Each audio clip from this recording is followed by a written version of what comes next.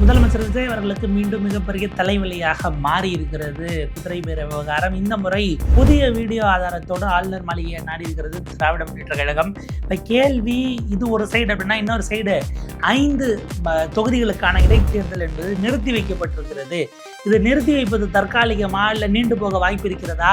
அது என்ன கிரவுண்ட்ல பண்ணப்பட்டது? இப்போ முதலமைச்சர் போய் திருச்சி கிழக்குலையும் கரூர்லையும் செஞ்ச பிரச்சாரம் வீணா போயிடுமா என்று அரசியல் ரீதியிலான ஒரு கோணம் எந்த எல்லை வரைக்கும் நீதிமன்றங்களால் தலையிட முடியும், தேர்தல் ஆணையம் தான் அதுல மையமா என்பதெல்லாம் ஓடிக்கிட்டு இருக்கு. குதிரை பேரத்தின் காரணமாக இடைத்தேர்தலில் இதுவரை நிறுத்தப்பட்டதில்லை என அதை காரணம் காட்டி நீங்க ராஜினாமா மேற்கொள்ளதெல்லாம் ஸ்பீக்கர் டெசிஷன் வரைக்கும் தான் நீங்க சேலஞ்ச் பண்ண முடியுமே தவிர வேறொரு பக்கம் பண்ண முடியாது.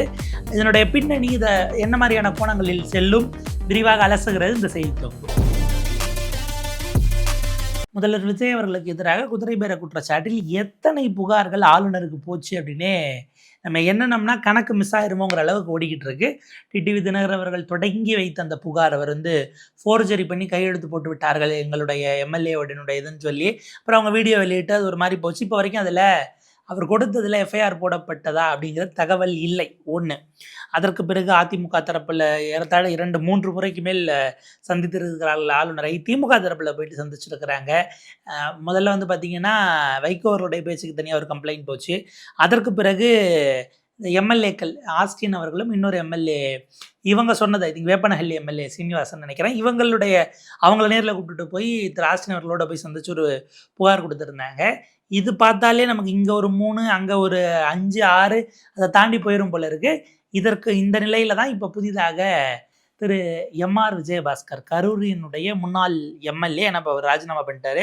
அதிமுகவினுடைய முன்னாள் போக்குவரத்து துறை அமைச்சர் கரூர் விஜயபாஸ்கர் அவர்கள் இப்போது தாவேக்காவினுடைய எப்படியும் அவரை ஏதோ ஒரு மண்டல பொறுப்பாளராக கொடுக்கலாங்கிற மாதிரியான செய்திகள் ஓடிக்கிட்டு இருக்கு. அப்படி அந்த தாவேக்காவினுடைய முன்னணி தலைவர்கள் ஒருவராக இப்போது கருத வாய்ப்புள்ள திரு விஜயபாஸ்கர் அவர்களுடைய பேச்சை தான் ஆவணப்பூர்வமாக பென்ட்ரைவில் எவிடன்ஸாகவும் கொண்டு போய் ஆளுநரை சந்திக்கிறார்கள்ங்கிற விஷயம் பார்க்குறோம். என்ன அதில் பேசியிருக்காரு? ஏற்கனவே 2 நாளாக வைரலான வீடியோ தான். அவர் சொல்கிறாரு, அரசு தரப்பிலிருந்து தாவேக்கா அவங்க தரப்பிலிருந்து, அரசு கூட கிடையாது, தாவேக்கா தரப்பிலிருந்து எங்களை அப்ரோச் பண்ணாங்க, அது எங்களுக்கு பிடிச்சிருந்தது, நாங்கள் ஏற்றுக்கிட்டோம் என்று அவர் பதிவு செய்கிறார். ஒரு ப்ரப்போசல் வைக்கப்படுகிறது. ப்ரப்போசல் என்னன்னு நமக்கு தெரியாது. அப்போ இவராக போய் தாவேக்கால எல்லாரும் என்ன சொன்னாங்க, விஜய் அவர்களுடைய லெகசியால் ஈர்க்கப்பட்டு அவர்தான் ஒரே அடையாளம், அவர்தான் முகம் என்று சொன்னார்கள். அப்போ அது இல்லைன்னு நம்ம புரிஞ்சுக்கலாமா? 2 விஜயபாஸ்கரில் நமக்கு விஜயபாஸ்கரை பற்றி தெரியாது, டாக்டரை பற்றி.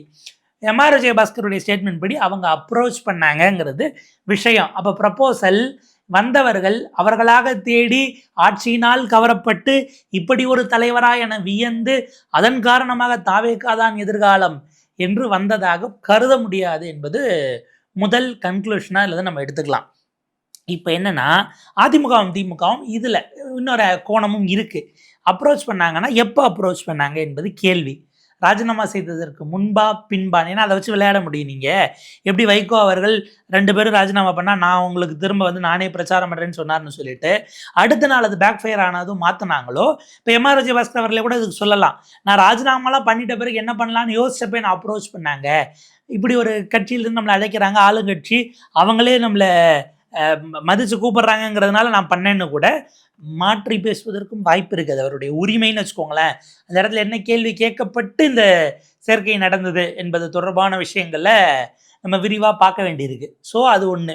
அப்போ அப்படி சொல்கிறாங்க அப்படின்னா இது வழக்காக நிற்காது என்கிற நிலைக்கு தான் போகும். எப்படி வைகோ அவர் பிறழ்ந்து தன்னோட முன்பு சொன்னதை மாற்றிக்கொண்டதன் விளைவாக அதை ஒரு எவிடன்ஸஸ் தான் நம்ம எடுத்துக்க முடியாது என்பதாக அது இருக்குமோ. பட் வைகோ 2வது முறை சொன்னதை வச்சு வைகோ அவர்களின் மீது நம்ம நடவடிக்கை எடுக்க கோரி சட்ட ரீதியிலான முயற்சிகளை எடுக்க முடியும். ஏன்னா அவர் என்ன சொல்றாரு, நான் ராஜினாமா பண்ண சொல்றேன், நீங்க ஜெயிக்க வைக்கணும்னு கேட்டேன்னு வைகோ சொல்றாரு. தேர்ந்தெடுக்கப்பட்ட எம்எல்ஏக்களை ராஜினாமா செய்ய சொல்லி தூண்டுவது என்பது ஏற்கத்தக்கது அல்ல, சட்ட ரீதியிலாக அது தவறானது. அது அப்படி தூண்டியதற்காக வைகோ அவர்களின் மீது சபாநாயகரிடம் எக்ஸ்டர்னல் இன்ஃப்ளூயன்ஸ் மூலமா ரெசிக்னேஷனுக்கு எங்களை தூண்டினார்கள் என்று புகார் கொடுத்தால் சபாநாயகர் அதில் மேலதிக நடவடிக்கையை எடுக்கலாம். மற்றபடி வெளியில் போயிட்டு இவங்க புகார் கொடுத்தாலும் சரி, அதாவது நம்ம காவல் நிலைய புகாராக அதை நகர்த்துவதற்கும் வாய்ப்பு இருக்கிறது. ஒன்று சபாநாயகர், இன்னொன்று போலீஸ். பட் இப்போதைக்கு அதை செய்வாங்களாங்கிற கேள்வி, அதற்கு வாய்ப்பு குறைவு என்பதாக தான் நம்ம பார்க்கணும். ஏன்னா 2 பேருமே வைகோ அவர்களின் மீதான பிணக்கு அல்லது இப்போது இருக்கக்கூடிய சூழல்ங்கிறது வைகோ அவர்களின் மீதான எல்லாம் முறிஞ்சு போச்சு என்று அவங்க வெளியில் போயிருக்காங்களே தவிர இவங்க கட்சியிலிருந்து இப்போது வரை விலகியதாக அப்படியான அறிவிப்புகள் எதுவும் ஃபார்முலா செய்யலை. நாங்கள் உதயசூரியனில் நின்னோம், ஒரு 6 மாதம் பொறுக்கலாம் என்று அவர் திமு ராஜேந்திரன் அவர்கள் கேட்டதாகத்தான் அவரும் பதிவிட்டிருக்கிறார். இந்த விஜய் ஆட்சி எப்படி இருக்கிறது, மக்களுக்கு குறைஞ்சது ஏதாவது சில விஷயங்கள் செய்யணும் இல்லையா என்பதாக தான் அவங்க பதிவு பண்ணுறாங்க. இப்போ என்ன சிக்கல்னா, இது ஒரு சைடுன்னு வச்சுக்கோங்களேன்.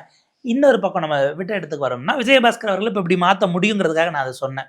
ஸோ அப்போ அவர் அப்படி நான் ராஜினாமா பண்ண பிறகு சொன்னார்னா, அது குதிரை பேரத்தில் வராது. அதை கான்ஷியஸாக அவங்க விளையாடிப்பாங்க, சட்ட வாய்ப்பு. ஆனால் என்ன அதிமுக திமுக தரப்பில் இதை சார்ஜாக வைப்பாங்கன்னா, இந்த அப்ரோச் பண்ணாங்கங்கிறது இருக்கு இல்லையா, இது எல்லாமே தாவேக்கால சேரணும்னு முடிவு பண்ணி அப்படியே கிளம்பி போய் சால்வையை பார்த்து விஜய் தரப்புக்கு அவர் ஆனந்த் தரப்புக்கோ தெரியாமல் இவங்க போய் சேர்ந்துட்டாங்கலாம் சொல்ல முடியாது. அதுக்கு முன்னாடி பேசப்பட்டிருக்கு, பேசியதற்கு பிறகு சில திட்டமிடுதல்கள் நடந்திருக்கு, திட்டமிடுதலுக்கு பிறகு ஒரு நிகழ்ச்சி நிரலை முடிவு பண்ணுறாங்க, இடத்த அரேஞ்ச் பண்ணுறாங்க, அதற்கான ஆட்களை ஊரில் இருந்து வண்டி வாகனம் வைத்து ஆட்களை அழைத்து வருவது என்பது நடக்கிறது. அவர்களுக்கான உணவில் தொடங்கி பல விஷயங்கள் இவங்க பின்னணியிலிருந்து பார்க்குறாங்க. இவ்வளவு மெட்டிகுலஸாக பிளான் பண்ணி நடந்த ஒரு விஷயமாகத்தான் நம்ம இந்த இணைப்பு விழாவை பார்க்கணும். அப்போ இங்கே சேருவதற்கு முன்பாக நீங்கள் பேசிய போது என்ன ப்ராமிஸ் கொடுக்கப்பட்டது என்று ஒரு கேள்வி இருக்குது.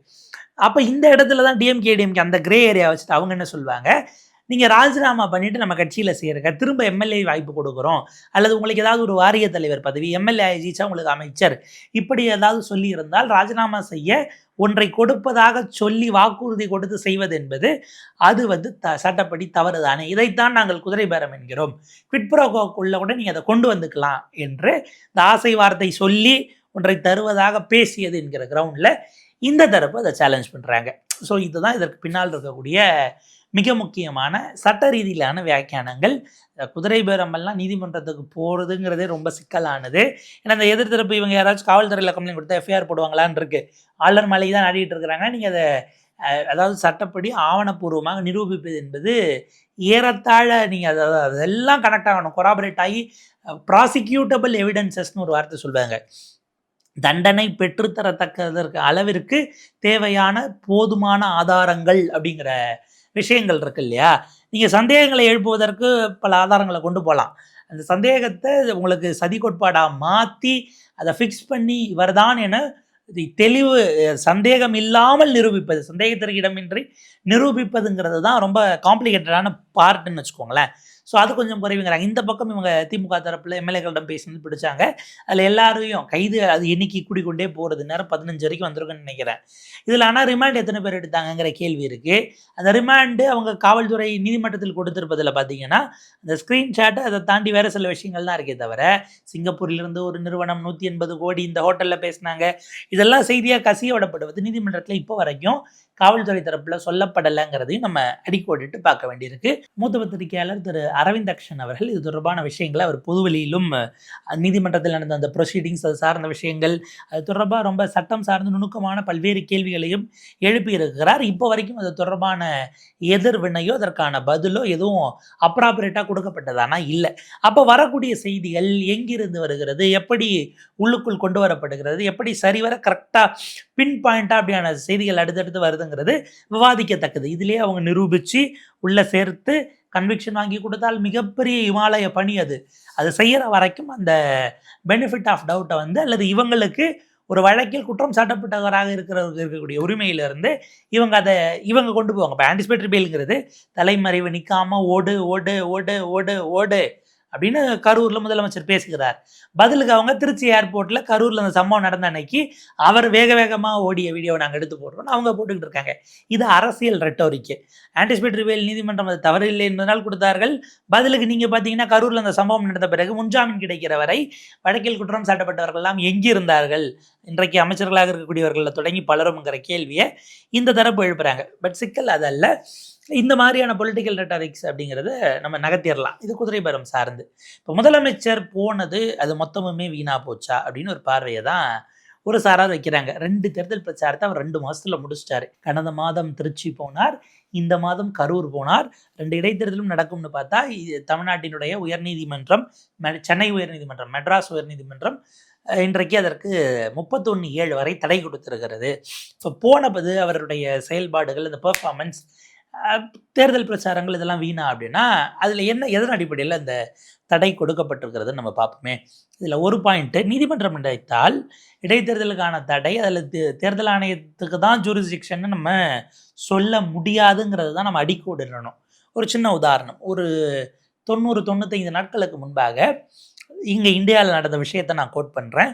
ஒரு சட்டமன்ற இடைத்தேர்தல் அறிவிச்சிட்டாங்க. அறிவித்து நாளைக்கு ஓட்டுப்பதிவு. ஏப்ரல் மாதம் 9ஆம் தேதி எலெக்ஷன் நடக்குது.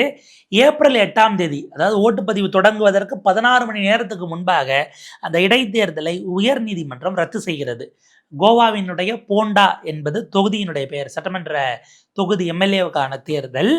அதை கோவா பார்த்திங்கன்னா உங்களுக்கு பாம்பே ஹைகோர்ட்டில் தான் ஜூரிஸ்டிக்ஷன் வரும்.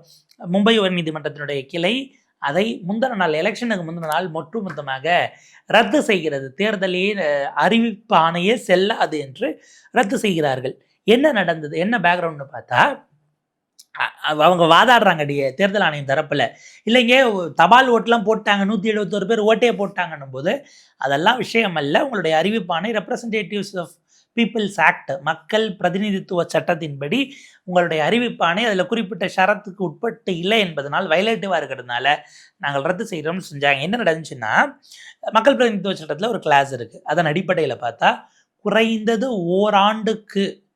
ஓராண்டாவது மீதம் இருக்கக்கூடிய எம்எல்ஏவுக்கான காலம் இருந்தால்தான் நீங்கள் இடைத்தேர்தலை நடத்த வேண்டும் என்று ஒரு ஷரத்து ரெப்ரசன்டேட்டிவ்ஸ் ஆஃப் பீப்புள் ஆக்டில் இருக்கிறது.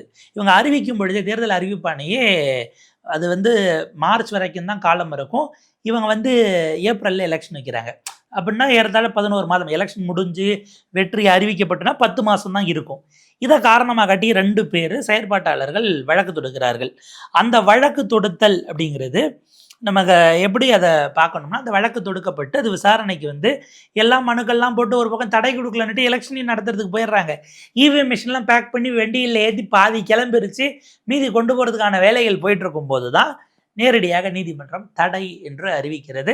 தேர்தலை செல்லாது என்று ரத்து செய்கிறார்கள். தேர்தலுடைய அறிவிப்பானையே ரத்து அப்படின்னா தேர்தலுக்கு தடையெல்லாம் இல்லை, தேர்தல் நடத்த முடியாது அப்படின்னு கம்ப்ளீட்டாக அதை வைண்ட் அப் பண்ணுறாங்க. உயர்நீதிமன்றத்தில் இருக்கக்கூடிய அதிகாரம் என்பதற்காக நான் அதை பதிவு பண்ணுறேன். இது ஒரு பிரசிடென்ஸ். இது வரைக்கும் இப்படியான சம்பவம் நடந்திருக்கான்னு நமக்கு தெரியல. மேபி அது ஃபர்ஸ்ட் ஆஃப் இட்ஸ் கைண்ட், அப்படியான தன்மையில் இது முதலாவதாக இருக்கலாம். எதுக்கு சொல்ல வரேன்னா, உயர்நீதிமன்றம் பல விஷயங்களை ஒரு பருந்து பார்வையும் பார்க்கலாம், ரொம்ப நுணுக்கி அணுக்கமாகவும் உள்ளே போயிட்டும் பார்க்க வாய்ப்பு இருக்குது. இந்த 5 தொகுதிகளுக்கான இடைத்தேர்தல் ஏன் தடை கொடுக்கப்பட்டது? தற்காலிக தடை. ஸோ அடிப்படையில் கே வெங்கடாசலபதி என்கிற ஒரு வழக்கறிஞர் இந்த வழக்கை தொடுத்திருக்கிறார். அவர் பாஜகவை சேர்ந்தவர் இருக்கிறாங்க, தென்காசி மாவட்டம்னு நினைக்கிறேன். அவர் இதற்கு முன்பாக சில வழக்குகளையும் இதே போல் போட்டிருக்கிறார், பொதுநல வழக்கு அப்படிங்கிற மாதிரி. அது ஒரு சைடு.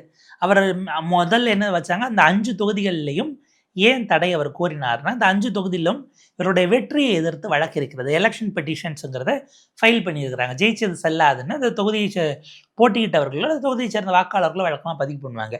அப்படி இபி ஃபைல் பண்ணியிருக்கும்போது இவங்க ராஜினாமா பண்ணிட்டாங்க. நீங்கள் தேர்தல் வச்சிடுறீங்கன்னா, ஒரு பக்கம் இப்போ என்ன பண்ணுறாரு, ஒருத்தர் ஜெயிச்சே வந்துடுறாருன்னு வச்சுக்கோங்களேன். ஒரு 2 வருஷம் கழித்து இந்த தேர்தல் வழக்கை எடுத்து நடத்தி இவங்க ஜெயிச்சதே செல்லாதுன்னு நீங்கள் அறிவிக்கிறீங்கன்னா, வழக்கமாக நீங்கள் ஜெயிச்சதே செல்லாது, ஃபஸ்ட்டு வந்தவர் செல்லாது அப்படின்னு அவருடைய டிஸ்குவாலிஃபை ஆகுது அல்லது ஓவர் டர்ன் ஆனால் 2வது வந்தவர் தான் எம்எல்ஏன்னு அறிவிக்கணும். அதுதான் சட்டப்பூர்வமான நிலைப்பாடு.